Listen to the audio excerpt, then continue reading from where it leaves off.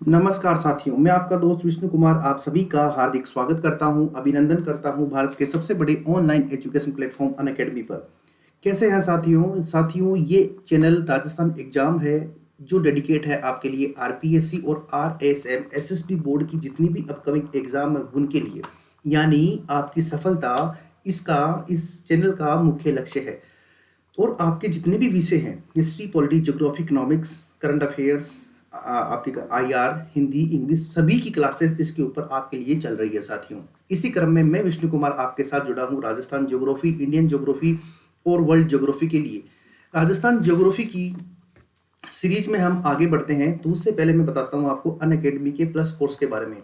साथियों, plus course जो होता है वो पूरा लाइव स्ट्रक्चर्ड कोर्स होता है। आपको कंप्लीट तैयारी करवाई जाती है। आप 24/7 कहीं भी, कभी भी और कितनी भी, जितनी चाहो उतनी क्लासेस आप एक्सेस कर सकते हो। और दूसरी बात क्या है, एक बार कोर्स लेने के बाद आप किसी भी एजुकेटर के द्वारा कोई भी क्लास आप एक्सेस कर सकते हो। ये आप पर डिपेंड है। यानी क्या क्या डिफरेंस है ऑफलाइन में और ऑनलाइन में। यहाँ पर आपको टीचर्स, जो टीचर हैं वो अलग अलग टीचर आपको मिलेंगे। आप जिससे बेस्ट फैकल्टी से आप पढ़ना चाहिए उससे आप अपनी स्टडी को कंप्लीट कर सकते हैं। ये इसका बेस्ट है। और मैं आपको ये बता देना चाहता हूँ कि जितना आपको मैटर ऑफलाइन के अंदर मिलता था उससे ज़्यादा मैटर यहाँ पे ऑनलाइन के अंदर दिया जा रहा है। क्योंकि मैं खुद ज्योग्राफी आपको पढ़ा रहा हूँ, तो उस ज्योग्राफी का ये मान के चलिए कि कोई भी एग्जाम हो राजस्थान का, 0 to अपर लेवल राजस्थान का एग्जाम जो आरपीएससी या आरएसएम एसएसबी बोर्ड करवाता है, उसमें यूँ मान के चलिएगा कि 80 to 90% हम आराम से कवर करेंगे। इसका अभी एक जो राजस्थान का एग्जाम था, राजस्थान पुलिस वाला, उसके अंदर देखने को मिला है। और जल्दी ही आपके लिए एक एग्जाम आ रहा है 10 जनवरी को, उसके अंदर देखने को 100% मिलेगा साथियों आपको करना क्या है, अनअकैडमी का लर्निंग ऐप आप डाउनलोड कर लीजिए। उसके बाद आपके मोबाइल नंबर रजिस्टर्ड करके अपने आप को सेल्फ वेरीफाई कीजिए। उसके बाद आरपीएससी सेक्शन में जाके प्लस पे क्लिक करके आप कोर्स परचेज कर सकते हो। अगर आप 1 मंथ के लिए कोर्स परचेज करना चाहते हैं तो केवल 1400 रुपीज़ पर मंथ के अंदर आप कोर्स ले सकते हैं। अगर आप लॉन्ग ड्यूरेशन के लिए जैसे आरएस की तैयारी करना चाह रहे हैं तो उसके लिए अगर आप कोर्स लेना चाह रहे हैं, या पीएसआई पुलिस सब इंस्पेक्टर की तैयारी करना चाह रहे हैं, तो उसके लिए 24 मंथ्स के लिए आप कोर्स ले सकते हो केवल 350 रुपीज़ पर मंथ में। इसी कड़ी में हम आगे बढ़ते हैं तो हम देखेंगे, अगर आप रेफरल कोड विष्णु 1 का यूज करते हैं, यानी VISHNU विष्णु 1, ये मेरा रेफरल कोड है। अगर आप इसका यूज करते हैं तो आपको 10% एक्स्ट्रा डिस्काउंट मिलेगा। इसके अंदर कोई दिक्कत या कोई दो राय नहीं है मेरे प्यारे साथियों। आइए इसी क्रम में आगे बढ़ते हैं। राजस्थान के पशुधन की हम चर्चा कर रहे हैं, और पशुधन के अंदर हमने बहुत सारी चीज़ें जो है हमने देख ली थी। सबसे पहले हमने गाय के बारे में स्टडी किया था, उसके बाद ऊँट के बारे में हमने स्टडी किया, ऊँटों की संख्या और ऊँटों की जो नस्ल है हमारे राजस्थान के अंदर वो कौन कौन सी। उसके बाद हमने भैंस के बारे में चर्चा करी, उसके बाद हमने भेड़ के बारे में चर्चा करी। और भेड़ की जो है हमने अच्छी खासी नस्लों के बारे में बहुत बेहतर तरीके से उसकी फोटोग्राफी के साथ में हमने स्टडी किया, जिससे हमारे को क्या है कि उसके बारे में बेहतर से बेहतर जानकारी प्राप्त हो सके। इसी कड़ी में हम आगे बढ़ रहे हैं और हमने उसके बाद देखा बकरी के बारे में। बकरी के बारे में हमने देखा कि बहुत सारी नस्लें हैं, 7 इंपोर्टेंट नस्ल है आपके राजस्थान में। शेखावाटी, जखराना, बारबरी, जमुनापरी, सिरोही, परबतसरी और मारवाड़ी, जिसे लोही भी कहते हैं। इनके बारे में हमने बेहतर तरीके से स्टडी किया। शेखावाटी गाजरी के द्वारा बनाई गई है, जखराना अलवर क्षेत्र में सबसे सुंदर नस्ल है बारबरी, जमुनापारी हाड़ौती के पठार में, सिरोही मांस के लिए प्रसिद्ध है, परबतसरी नागौर में, और मारवाड़ी आपके पश्चिमी राजस्थान में। आइए अब बात करते हैं आपके घोड़ों के बारे में। जो हॉर्स होता है, जो घोड़ा होता है, ये बहुत ज़्यादा महत्वपूर्ण है। जैसा कि आप फोटो में देख पा रहे हैं, बहुत ही ज़्यादा बेहतर तरीके से आपको जो है ये दिखाई दे रहा है, और ये रॉयल्टी का प्रतीक होता है। किसका प्रतीक होता है? ये एक रॉयल्टी का प्रतीक होता है। देखिए, हम बात करें, सबसे पहला जो प्रश्न आपके बनता है वो यही बनता है कि 2012 की जो आपके पशु गणना हुई थी और जो 2019 की 18-19 की पशु गणना हुई है, यानी जो 19वीं पशु गणना थी वो और जो 20वीं पशु गणना है वो, इन दोनों की अगर हम बात करें तो दोनों के अंदर डिफरेंस है। क्या डिफरेंस है? अगर हम बात करें 19वीं पशु गणना की जो 2012 में हुई थी, उसके अंदर 0.38 लाख, यानी आप कह सकते हो लगभग 38,000 घोड़ों की संख्या थी। और 20वीं गणना के अंदर इसकी जो संख्या रह गई वो 0.34 लाख, यानी 0.34 लाख, यानी आप कह सकते हो कि लगभग 34,000 इनकी संख्या रह गई। किसी को भी पूछोगे कि 38,000 ज़्यादा बड़ा है या 34,000, तो वो कहेगा 38,000 ज़्यादा बड़ा है। तो जब 38,000 से 34,000 इनका काउंटिंग हो गया, इसका मतलब है इनकी संख्या में कमी हुई है या वृद्धि हुई है? तो इनकी संख्या में क्या हुई है भाई? कमी हुई है। और ये कमी कितनी हुई है? ये कमी हुई है लगभग 10.85%। कितनी कमी हुई है भाई? 10.85%। इस बात का विशेष ख्याल रखिएगा। मैंने आपको भेड़ के बारे में बताया था 12.95% की कमी हुई है, बकरी के बारे में बताया था 3.81% की कमी हुई है, जबकि जो गाय है उसके अंदर 4.41% की क्या हुई है? वृद्धि हुई है। ठीक है, इसी तरीके से जब हम घोड़ों की बात करते हैं तो घोड़ों की संख्या में क्या हुई है भाई? इनकी संख्या में आपके हमने कमी देखी है, और कमी कितनी है? 10.85%। इस बात का विशेष ख्याल रखिएगा भाई।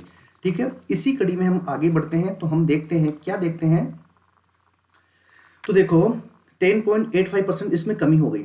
अब हम देखते हैं कि स्थान क्या है। तो अगर घोड़ों की संख्या की बात करें तो सबसे ज्यादा यानी नंबर 1 पे भारत की अगर बात करें तो भारत के अंदर जो है स्थान है वो आपका किसका है? उत्तर प्रदेश का है। किसका है मेरे प्यारे साथी? उत्तर प्रदेश का। यानी उत्तर प्रदेश जो है घोड़ों की संख्या में नंबर 1 है। अगर सेकंड की बात करो तो सेकंड जो है आपके जम्मू कश्मीर है भाई। क्या है? जम्मू कश्मीर, ये दूसरे स्थान पर आता है घोड़ों की संख्या में। और तीसरे स्थान की बात करो तो तीसरे स्थान पर आपका रंगीला राजस्थान है। यानी आपका यहां से क्या प्रश्न बनेगा कि घोड़ों की संख्या में राजस्थान का स्थान पूरे भारत में कौन सा है? तो नंबर 3, तीसरे स्थान पर घोड़ों की संख्या में। बकरी के अंदर कौन सा स्थान था? पहला स्थान था, ध्यान रखना। और भेड़ के अंदर कौन सा स्थान था? भेड़ के अंदर राजस्थान चौथा स्थान था। तेलंगाना, आंध्र प्रदेश और कर्नाटक के बाद में जो है ये चौथा स्थान ये रखता है। किसमें? भेड़ में। अगर घोड़ों की बात करें तो घोड़ों के अंदर ये तीसरा स्थान रखता है। ये बात अच्छी है, तो इस बात को ध्यान रखिएगा। इसके बाद में हम बात करें आगे बढ़ते हैं। तो देखो घोड़ों के बारे में आपको दो बातों का विशेष ध्यान रखना है जो एग्जाम पॉइंट ऑफ व्यू से बहुत ज्यादा महत्वपूर्ण है। एक जो मैं कुछ यहाँ पे इंफॉर्मेशन आपसे शेयर करना चाह रहा हूँ, तो इसको अपनी कॉपी के अंदर नोट कर लीजिए। अगर आपसे पूछे एग्जाम सेंटर वाला या एग्जाम पेपर वाला कि बताइए मारवाड़ अश्व प्रजनन व अनुसंधान केंद्र कहाँ पर है?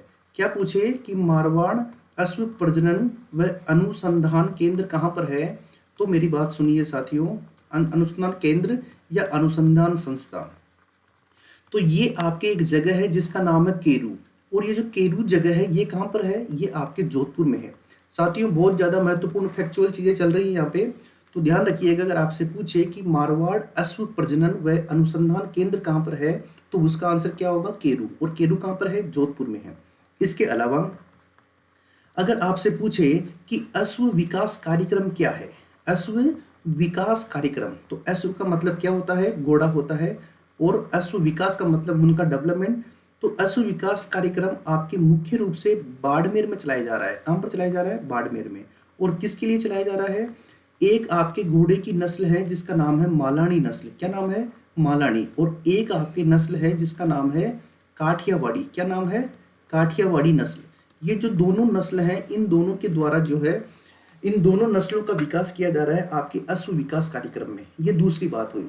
तीसरी बात अगर आपसे पूछे तो वो आपसे पूछेगा कि बताइए राजस्थान में अश्व प्रजनन केंद्र कितने हैं?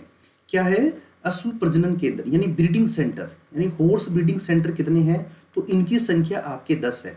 और इन 10 का जो मैनेजमेंट होता है, क्या होता है? मैनेजमेंट होता है। वो कौन करता है? इनका मैनेजमेंट करता है आपका पशुपालन विभाग। पशुपालन विभाग जो कि राजस्थान सरकार का पशुपालन विभाग है, वो इनका क्या करता है? मैनेजमेंट करता है। ये इंपॉर्टेंट बात हुई। अगर आपसे पूछ ले कि ये 10 कहाँ कहाँ पर है, तो ध्यान रखिएगा। एक आपके जोधपुर में है, ठीक है, एक आपके पाली में है, और पाली के अंदर कितने हैं? 2 हैं। तो ये हो गए 3, एक जोधपुर में हो गया, एक पाली में हो गया। उसके बाद देखिए एक आपके बाड़मेर में है। कहाँ पर है भाई? बाड़मेर में। तो ये कितने हो गए? 4। एक आपके है बीकानेर में। कहाँ पर है? बीकानेर में। ये कितने हो गए? 5। उसके बाद में एक आपके जालोर में है। कहाँ पर है? जालोर में। ये कितने हो गए? 6। उसके बाद एक आपके पाली में है, सॉरी पाली आ गया, जालोर। उसके बाद एक आपके जयपुर में है। कहाँ पर है? जयपुर में। एक आपके उदयपुर में है। कहाँ पर है? उदयपुर में। और एक आपके चित्तौड़गढ़ में है, क्योंकि उदयपुर और चित्तौड़गढ़ के अंदर तो प्रजनन केंद्र बनता ही बनता है। एक आपके कहाँ पर है? झालावाड़ में।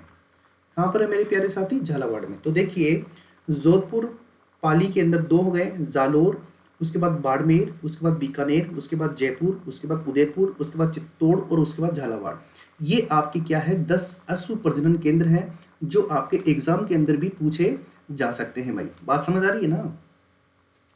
तो सबसे पहली बात मैं आपको बताऊं कि अश्व जो प्रजनन केंद्र है और जो मारवाड़ अश्व प्रजनन केंद्र और आपके अनुसंधान संस्था है, इसके बारे में जरूर पूछा जाता है एग्जाम पॉइंट ऑफ व्यू से, तो ध्यान रखिएगा।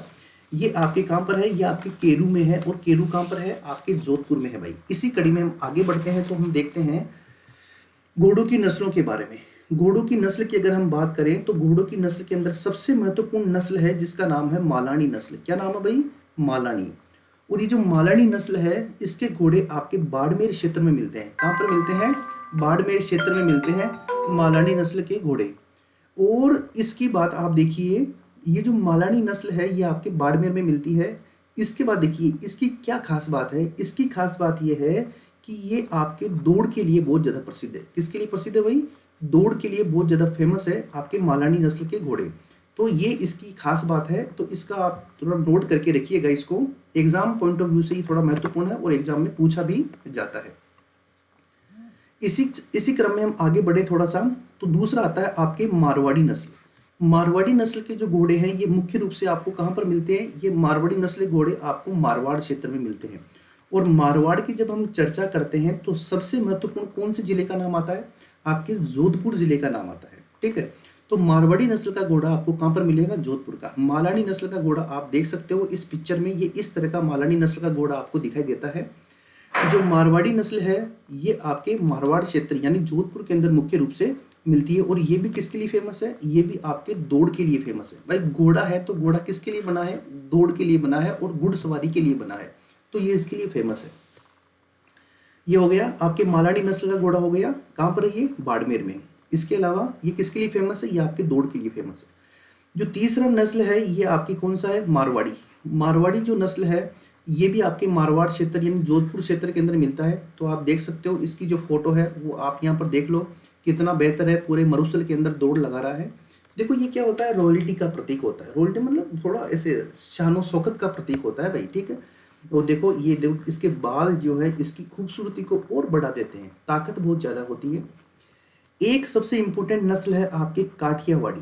ठीक है ना, यह काठियावाड़ नस्ल। और मुख्य रूप से काठियावाड़ जो नस्ल है ये आपके राजस्थान के उन सभी जिलों के अंदर मिलती है जो आपके गुजरात से टच होते हैं।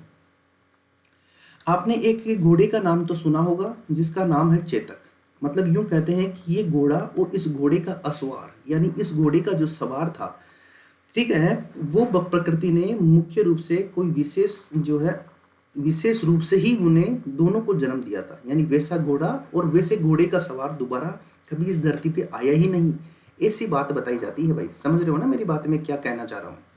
इसी क्रम में हम आगे देखें थोड़ा सा, तो देखिए काठियावाड़ी नस्ल, इस नस्ल के घोड़े बाड़मेर, जालोर, उदयपुर, जो मैंने आपको बताया कि ये पूरे के पूरे उस क्षेत्र में मिलते हैं जो क्षेत्र आपके गुजरात से टच होता है। तो ये आपके बाड़मेर हो गया, आपके जालोर हो गया, आपके उदयपुर हो गया, आपके सिरोही हो गया। ठीक है, उसके बाद में आपके बांसवाड़ा वाला क्षेत्र हो गया। इन क्षेत्र के अंदर आपके ये काठियावाड़ी नस्ल के घोड़े मिलते हैं। इनकी खास बात क्या है? यानी अगर पूछे कि इस घोड़े की विशेषता क्या है, तो देखो इस घोड़े का जो सिर होता है वो अरबी घोड़े की जैसा दिखाई देता है। किसकी जैसा दिखाई देता है? यानी इस घोड़े का जो सिर है वो अरबी घोड़े के समान दिखाई देता है। ये प्रश्न आया हुआ है, ध्यान रखिएगा इस बात का। और चेतक जो है काठियावाड़ नस्ल का ही क्या था? आपके घोड़ा था भाई। ठीक है, तो ये घोड़ों के बारे में कुछ खास बात हुई, लेकिन दो बातें और देखिए घोड़े के बारे में। अगर आपसे पूछे कि राजस्थान घोड़े के मामले में तीसरे स्थान पर आता है, पहला यूपी, उत्तर प्रदेश, दूसरा जम्मू कश्मीर और तीसरा राजस्थान। अगर आपसे पूछे कि राजस्थान के अंदर सर्वाधिक घोड़े कहाँ पर हैं, राजस्थान के अंदर अगर आपसे पूछे कि सर्वाधिक घोड़े कहाँ पर हैं, और दूसरा पूछे कि राजस्थान में न्यूनतम घोड़े कहाँ पर है, तो देखिए मेरे प्यारे मित्रों, सर्वाधिक घोड़े की बात करें तो सर्वाधिक घोड़े आपके बीकानेर में है। 12वीं जनगणना के अनुसार सर्वाधिक घोड़े आपके बाड़मेर में थे। और 12वीं जनगणना नहीं, पशुगणना, 12वीं पशुगणना के अनुसार जो 2012 में पशुगणना हुई थी उसके अनुसार, ये जो 19वीं पशुगणना थी 2012 में, उसके अनुसार सर्वाधिक घोड़े कहाँ पर थे? बाड़मेर में। लेकिन 20वीं पशुगणना जो 2019 में हुई है उसके अनुसार बीकानेर में है। अगर न्यूनतम की बात करो तो 19वीं गणना के अंदर न्यूनतम आपके बांसवाड़ा में थे। अगर 20वीं पशु गणना की बात करो तो सबसे न्यूनतम घोड़े आपके कहाँ पर है? डूंगरपुर में है। कहाँ पर है? डूंगरपुर पे। यानी सबसे ज्यादा कहाँ पर है? बीकानेर में। और सबसे कम कहाँ पर है? डूंगरपुर में। राजस्थान का स्थान कौन सा है? तीसरा। राजस्थान में भारत में सबसे ज्यादा कहाँ पर है? उत्तर प्रदेश में। 2 नंबर पे कौन है? जम्मू कश्मीर। कौन कौन सी नस्ल मुख्य रूप से मिलती है? एक तो आपकी मिलती है मालानी नस्ल, एक आपकी मिलती है मारवाड़ी नस्ल, एक आपकी मिलती है काठियावाड़ी नस्ल। ये 3 नस्लों के जो घोड़े हैं, मालानी बाड़मेर क्षेत्र में, मारवाड़ी जोधपुर क्षेत्र में, और काठियावाड़ी आपके बाड़मेर, जालोर, उदयपुर, सिरोही और डूंगरपुर, बांसवाड़ा वाले क्षेत्र के अंदर, यानी वे सभी क्षेत्र जो गुजरात से टच होते हैं। और इनकी खास बात क्या होती है? इनका सिर अरबी घोड़े के समान होता है, और जो चेतक था वो इसी प्रकार का घोड़ा था। तो ये हुई आपके घोड़ों के बारे में बात। अब आ जाओ, आपको फोटो दिखाई दे रही होगी। ये जो फोटो दिखाई दे रही है, इसी फोटो की हम बात करने वाले हैं, और समझ में आ गया होगा आपको कि हम किसकी बात करने वाले हैं। नाम लेने की आवश्यकता नहीं है, लेकिन नाम इतना कोई बुरा नहीं है भाई, ठीक है ना। नाम, इनका नाम लेना कोई गलत बात नहीं है, क्योंकि ये भी क्या है? आपके पशुधन है भाई। क्या है ये? आपके पशुधन है। और इसीलिए आओ इसकी चर्चा करते हैं। सबसे पहले हम बात करेंगे किसकी? गधों की बात करेंगे। किसकी बात करेंगे? गधे यानी डंकी। गधों की बात करें तो देखो, हम वही बात, सबसे पहली बात क्या है? 19वीं पशु गणना। 19वीं पशु गणना की हम बात करेंगे। उसके बाद में हम इसका कंपैरिजन करेंगे 20वीं पशु गणना से, कि क्या सीन है इनका, क्या संख्या में कमी हुई है या फिर वृद्धि हुई है। तो 19वीं गणना की बात करें तो इनकी संख्या पूरे राजस्थान में 81,000 थी, यानी 81,000 थी। अगर हम बात करें 20वीं पशु गणना की, तो इनकी संख्या जो है केवल 23,000 यानी 23,000 रह गई। यानी गधों की संख्या में कमी बेचारे कहाँ गए? समझ नहीं आ रहा। देखो इस पिक्चर में आप देख पा रहे हैं, पीछे घोड़े भी हैं और ये क्या है? गधे भी हैं। इसलिए तो बोलते हैं घोड़े और गधों में क्या होता है? फर्क होता है। तो ये 21,000 है और ये 23,000 है। तो कमी हुई है कि वृद्धि? किसी को भी पूछोगे तो ये बताएगा कि 81,000 19वीं गणना में थी और 20वीं पशु गणना में 23,000 है, यानी इसमें कमी हुई है।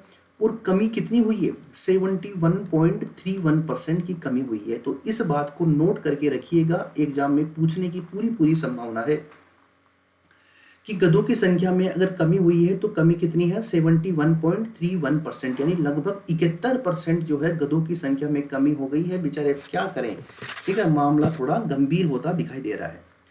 अगर हम बात करें गधों की संख्या में राजस्थान की क्या स्थिति है, तो मेरे प्यारे साथियों, अगर मैं बात करूं किसकी? राजस्थान की, तो राजस्थान कौन से स्थान पर हो सकता है गधों की संख्या में? आपको भी अंदाजा होगा, मन में तो आपके आंसर आ गया होगा।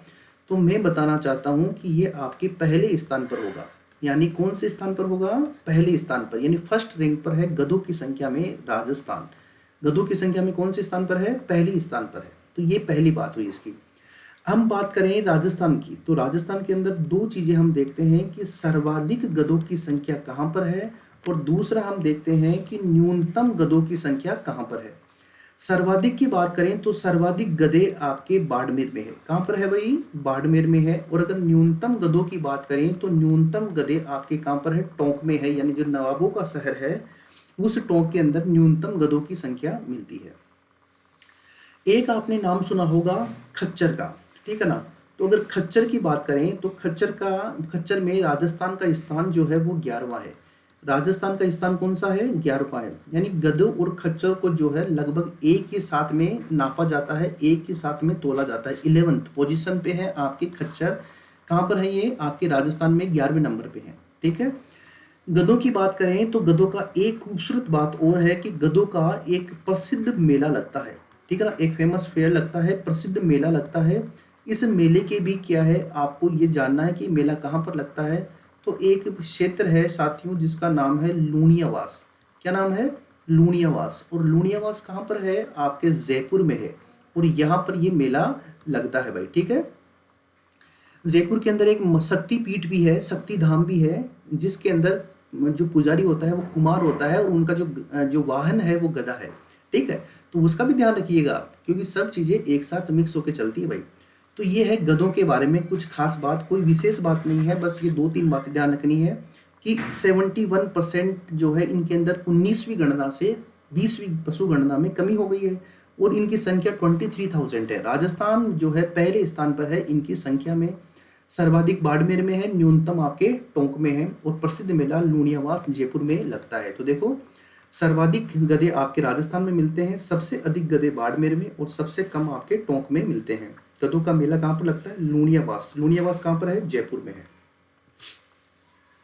अब हम बात करते हैं सूअर की।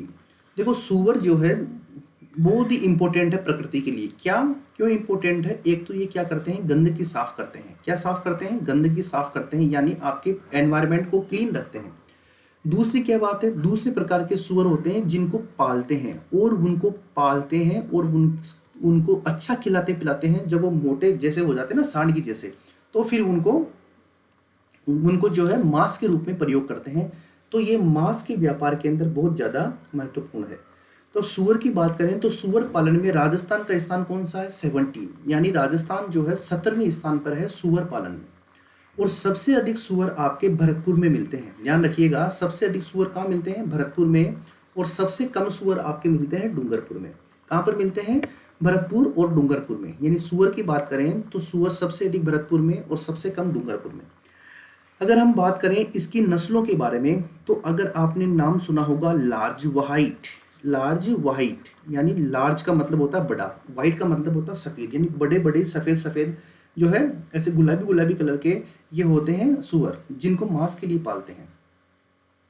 दूसरा है यार्क। तो कौन सा है? यार्क। यानी एक तो लार्ज व्हाइट और एक यार्क, ये दोनों ही सूअर जो हैं आपके यहाँ पर मिलते हैं। और यहाँ पर इनकी ये प्रमुख क्या है? नस्ल है जो राजस्थान में जो है इनका प्रजनन करवाया जाता है और मांस के लिए और इसका प्रयोग किया जाता है। देखो सूअर जो है क्या खाता है? ये गेहूं खाता है, ठीक है ना, आपके अनाज खाता है। जो सेकंड कैटेगरी का जो अनाज होता है वो आपके सूअर के लिए ही क्या किया जाता है? सेकंड कैटेगरी का जो अनाज होता है आपके सूअर के लिए ही उगाया जाता है। और लार्ज व्हाइट और यार्क जो है इसकी प्रमुख नस्लें हैं आपकी राजस्थान में। तो इसका ध्यान रखिएगा मेरे प्यारे मित्रों। इसी कड़ी में हम आगे बढ़ते हैं और देखते हैं कुक्कट के बारे में। किसके बारे में देखते हैं? कुक्कट। ये लिखा हुआ सही नहीं है, कुक्कर नहीं, कुक्कट। कुक्कट का मतलब होता है मुर्गी। आप देख पा रहे हैं इस फोटो के अंदर, इस मुर्गे का नाम क्या है? कड़कनाथ। क्या नाम है इस मुर्गे का? कड़कनाथ इस मुर्गे का नाम है। और ये जो है कई बार फेमस रहा है, ठीक है ना। विवाद भी हो जाते हैं कई राज्यों को लेकर कि ये हमारा है, ये हमारा है। तो देखिए कुक्कट के बारे में।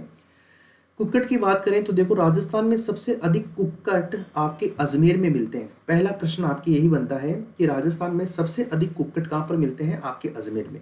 और सबसे कम कुक्कट आपके करौली जिले में मिलते हैं। राजस्थान कुक्कट पालन के अंदर 18वें स्थान पर है। कौन से स्थान पर है? 18वें स्थान पर है। और कुक्कट की जो यानी मुर्गी की जो प्रमुख नस्लें हैं उनका नाम है असील। क्या नाम है? असील। दूसरा नाम है आपके वर्षा और तीसरा नाम है आपके टेनी। यानी ये 3 प्रमुख नस्लों के नाम यहाँ पर लिखे हुए हैं जो कि राजस्थान के अंदर प्रमुख रूप से उगाई जाती है। तो ये है कुक्कट। राजस्थान में सबसे अधिक कुक्कट कहाँ पर मिलते हैं? अजमेर में। सबसे कम कहाँ पर मिलते हैं? करौली में। राजस्थान का स्थान कुक्कट पालन में कौन सा है? 18वां। और राजस्थान के अंदर कौन कौन सी नस्लें मिलती है इस कुक्कट की? नंबर 1 असील, नंबर 2 वर्षा और नंबर 3 टेनी। ये 3 प्रमुख नस्लें मिलती हैं। इससे ज़्यादा कुक्कट के बारे में नहीं देखना है। अब हम बात करते हैं मत्स्य की। मत्स्य की अगर हम बात करें तो मत्स्य यानी फिशरिंग की हम बात करें, मत्स्य की हम बात करें तो देखिए इसके अंदर पहली बात यह है, भारत जो है मत्स्य उत्पादन के अंदर कौन से स्थान पर है? सेकंड पोजीशन पे है, यानी दूसरे स्थान पर है, ठीक है। अगर हम बात करें ताजा पानी यानी जो ताजा पानी जो फ्रेश वाटर होता है, इसके अंदर मछली उत्पादन की बात करें तो भारत का स्थान कौन सा है? दूसरा स्थान है। तो मत्स्य उत्पादन में भारत का स्थान क्या है? दूसरा है। और ताजा पानी की मछलियों के उत्पादन में भारत का स्थान कौन सा है? दूसरा है। इस बात का ध्यान रखिएगा। एक करंट अफेयर्स का एक प्रश्न है जो आपके एग्जाम में पूछा जा सकता है। अगर आपसे पूछे कि वर्चुअल फिश एक्वेरियम कहाँ पर है? एक्वेरियम, वर्चुअल फिश एक्वेरियम कहाँ पर है? तो ये वर्चुअल फिश एक्वेरियम आपके उदयपुर में है। कहाँ पर है? उदयपुर में। कौन सी झील के किनारे है? आपके उदयपुर में एक झील है जिसका नाम है फतेह सागर। कौन सी झील है भाई? फतेह सागर झील के किनारे है।